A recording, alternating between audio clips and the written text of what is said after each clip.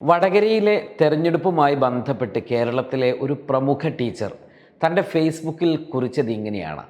എന്തെങ്കിലും കാരണങ്ങൾ കൊണ്ട് ശൈലജ ടീച്ചർ പരാജയപ്പെട്ടാൽ എത്ര സാമൂഹ്യ ബോധത്താൽ ഉയർന്നു നിൽക്കുന്ന മനുഷ്യനെയും തോൽപ്പിക്കാൻ ചില മതചിഹ്നങ്ങൾ മാത്രം മതി എന്ന് ഈ നാട് അപമാനത്തോടെ പറഞ്ഞു വെക്കുമെന്ന്. അതിന് മറുപടിയായും ഷാഫിക്കെതിരെയുള്ള സൈബർ ആക്രമണങ്ങളെ വിലയിരുത്തിയും വേറൊരു പ്രമുഖ മാധ്യമ പ്രവർത്തകൻ ഫേസ്ബുക്കിൽ കുറിച്ചത് ഇങ്ങനെയാണ്. ടി സിദ്ദീഖും ഷാഫി പറമ്പിലും അൻവർ സാദത്തും ജബി മേത്തറുമാണ് കോൺഗ്രസിലെ മുസ്ലിം ജനപ്രതിനിധികൾ. ഇവരിൽ മുസ്ലിം സംഘടനാ നേതാക്കളുമായി ബന്ധം പുലർത്തുന്നത് ടി സിദ്ദീഖ് മാത്രമാണ്. ജബി മേത്തറും അൻവർ സാദത്തും എറണാകുളത്തുകാരായതിനാൽ അവർ വേണ്ടത്ര മുസ്ലിം സംഘടനാ നേതാക്കളുമായോ സംഘടനാ സംവിധാനങ്ങളുമായോ ഒന്നും ആത്മബന്ധം പുലർത്താത്തവരാണ്. പക്ഷേ സമസ്ത മുതൽ മുജാഹിദ്, ജമായത്ത് വിഭാഗങ്ങൾ ഉൾപ്പെടെ സജീവമായുള്ള പാലക്കാട്ട് നിന്നുള്ള ഷാഫി പറമ്പിൽ അവരുമായി ബന്ധമുണ്ടാക്കാനൊന്നും മെനക്കെട്ടില്ല.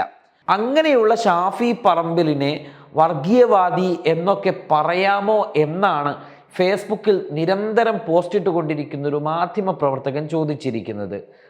അതായത് ഈ സംഘടനകളുമായൊക്കെ ബന്ധം ഉണ്ടാക്കാതിരുന്നിട്ട് കൂടി ഷാഫി പറമ്പിൽ വർഗീയവാദി ആണ് എന്ന് പറയാൻ പാടില്ല എന്ന്. വർഗീയവാദി എന്ന് ഏതെങ്കിലും ഒരു സംഘടനയുമായി ബന്ധപ്പെട്ട് പ്രവർത്തിച്ചാലും ഇല്ലെങ്കിലും പറയാൻ പാടില്ല, വർഗീയ സംഘടനകളുമായിട്ടല്ലാതെ. ഇവിടെ സമസ്ത മുതൽ മുജാഹിദ് വിഭാഗങ്ങൾ വരെ എന്നൊക്കെയാണ് പറയുന്നത്. ഈ സമസ്ത എന്ന് പറയുന്ന പദം പോലും ടിയാൻ ഉപയോഗിക്കുന്നത് ഈ സമസ്തയുമായൊക്കെ ബന്ധപ്പെട്ട് ഒരാൾ പ്രവർത്തിച്ചാൽ അയാളെ വർഗീയവാദിയാണ് എന്ന് ഇയാളോട് ആരാണ് പറഞ്ഞത്? ഇയാൾക്ക് എവിടെ നിന്നാണ് ആ ധാരണ വന്നിരിക്കുന്നത്? ഇയാൾക്ക് സമസ്തയെ അറിയാത്തത് കൊണ്ടാണോ? അല്ലെങ്കിൽ ഇയാൾ എങ്ങനെയാണ് സമസ്തയെ മനസ്സിലാക്കി വച്ചിരിക്കുന്നത്? സമസ്ത പോവട്ടെ, മുസ്ലിം സംഘടനകളുമായി ബന്ധമുണ്ടാക്കിയാൽ ആ ജനപ്രതിനിധി വർഗീയവാദിയാകുമോ? ഇവിടെ അദ്ദേഹം പറഞ്ഞു വെച്ചത് മുസ്ലിം സംഘടനകളുമായി ബന്ധമുണ്ടാക്കാതിരുന്നിട്ട് കൂടി ഷാഫി പറമ്പിലിനെ വർഗീയവാദിയാക്കുന്നു എന്ന്.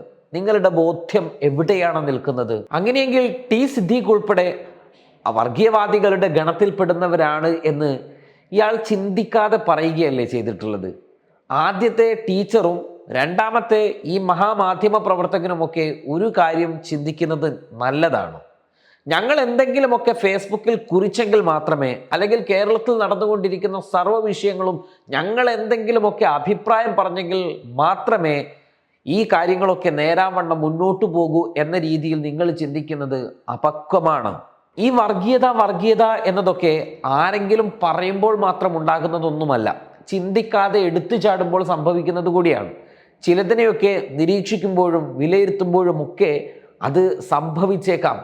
അറിയില്ലെങ്കിൽ മിണ്ടാതിരിക്കുക എന്നത് മാത്രമാണ് നിങ്ങൾ ഈ സമൂഹത്തോട് ചെയ്യേണ്ട ഏറ്റവും ലളിതവും മാന്യവുമായ കാര്യം. ഈ അന്തരീക്ഷത്തിന് ഉൾക്കൊള്ളാൻ കഴിയാത്ത അത്ര വിധം മാലിന്യങ്ങൾ ഇപ്പോൾ തന്നെ നമ്മുടെ അന്തരീക്ഷത്തിൽ നമ്മുടെയൊക്കെ തലക്ക് മുകളിലുണ്ട്. അതിനെയൊക്കെ മലയാളി ഒറ്റക്കെട്ടായി പ്രതിരോധിച്ചു കൊണ്ടിരിക്കുകയാണ്. ഇനി നിങ്ങളായി അതിന് കനം നൽകരുത് എന്ന് മാത്രമാണ് ആദ്യഘട്ടത്തിൽ നിങ്ങളോട് പറയാനുള്ളത്. തിരഞ്ഞെടുപ്പൊക്കെ കഴിഞ്ഞു, വാഗ്വാദങ്ങൾക്കും വിവാദങ്ങൾക്കും പക്ഷെ ഇപ്പോഴും ഒരു ശമനവും ഉണ്ടായിട്ടില്ല. വിനയത്തോടെ പറയട്ടെ, ദയവ് ചെയ്ത് മതവും ജാതിയും പറഞ്ഞ് നമ്മുടെ സാമൂഹിക അന്തരീക്ഷത്തെ വിഷലിപ്തമാക്കരുത് എന്ന് പറയാൻ ആഗ്രഹിക്കുകയാണ്. പറഞ്ഞു വരുന്നത് വടകരയിലെ UDF LDF പരസ്യ പ്രഖ്യാപനങ്ങൾ സംബന്ധിച്ച് തന്നെയാണ്. ഷാഫി പറമ്പിൽ വർഗീയമായ പ്രചാരണം നടത്തിയെന്ന LDF ആരോപണം തെളിവുണ്ടെങ്കിൽ അവർ തെരഞ്ഞെടുപ്പ് കമ്മീഷനെയോ കോടതിയെ സമീപിച്ച് കുറ്റവാളികൾക്ക് അർഹമായ ശിക്ഷ വാങ്ങിച്ചു കൊടുക്കട്ടെ. കാഫിറായ ശൈലജ ടീച്ചർക്ക് വോട്ട് നൽകരുതെന്ന് MSF നേതാവിൻ്റെതെന്ന് പറയപ്പെടുന്ന വാട്സാപ്പ് സ്ക്രീൻഷോട്ടുകൾ ഇടതുപക്ഷം പുറത്തുവിട്ടിട്ടുണ്ട്. സ്വാഭാവികമായും ഒരു തിരഞ്ഞെടുപ്പിൽ മതം പറഞ്ഞ് വോട്ട് പിടിക്കുന്നത് ശരിയായ പ്രവണത തന്നെയല്ല എന്ന അഭിപ്രായം തന്നെയാണ് നമുക്കുമുള്ളത്. അത് പറയുകയും ചെയ്യേണ്ടതാണ്. അത് പ്രധാനമന്ത്രിയായാലും ശരി, തെരഞ്ഞെടുപ്പ് കമ്മീഷൻ വിലക്കിയ പ്രധാനപ്പെട്ട കാര്യങ്ങളിൽപ്പെട്ടവയുമാണ് അത്. ഇവിടെ ഷാഫി പറമ്പിലിനെതിരായ മറ്റൊരു ആരോപണം വഖഫ് ഭൂമിയിൽ അദ്ദേഹം ഒരു ചടങ്ങിൽ സംബന്ധിച്ചു എന്നതാണ്. സ്വാഭാവികമായും ഒരു സ്ഥാനാർത്ഥിയെ സംബന്ധിച്ചിടത്തോളം അയാൾ ആയിരിക്കില്ല തൻ്റെ സ്വീകരണമോ അല്ലെങ്കിൽ പ്രചാരണമോ എവിടെ വേണമെന്ന് നിർണയിക്കുക. അത് ചെയ്യുന്നത് തിരഞ്ഞെടുപ്പ് കമ്മിറ്റികളോ പ്രാദേശിക നേതാക്കളോ ഒക്കെയാകും.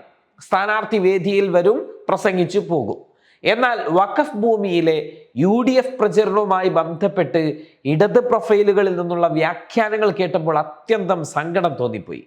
വഖഫ് ഭൂമിയിൽ പ്രചാരണം നടത്തുന്നത് തിരഞ്ഞെടുപ്പ് മാനദണ്ഡങ്ങൾക്കെതിരാണ് എന്ന് തന്നെ ഇരിക്കട്ടെ, അതിൽ ഷാഫി പങ്കെടുത്താൽ അതെങ്ങനെ വർഗീയമാകും?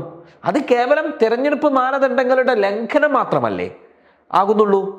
ഇവിടെ തീർപ്പ് കൽപ്പിക്കേണ്ടത് തിരഞ്ഞെടുപ്പ് കമ്മീഷനാണെന്നിരിക്കെ വഖഫ് ഭൂമിയിലെ പ്രോഗ്രാമിൽ പങ്കെടുത്തത് കൊണ്ട് മാത്രം ഷാഫി പറമ്പിൽ വർഗീയമായ പ്രചാരണം നടത്തിയെന്ന ആരോപണം നമ്മുടെ സാമൂഹ്യ അന്തരീക്ഷത്തിന് ഏറെ ഗുണമുള്ള ഒന്നല്ല എന്ന് മാത്രമാണ് ഇവിടെ പറയാനുള്ളത്.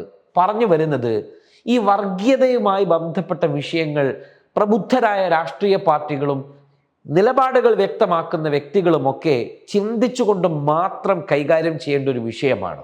നിങ്ങൾക്കിത് രാഷ്ട്രീയ ആരോപണ പ്രത്യാരോപണമായിരിക്കാം, പക്ഷെ അന്തരീക്ഷത്തിൽ ഇതുണ്ടാക്കുന്ന ഒരു വലിയ അപകടമുണ്ട്.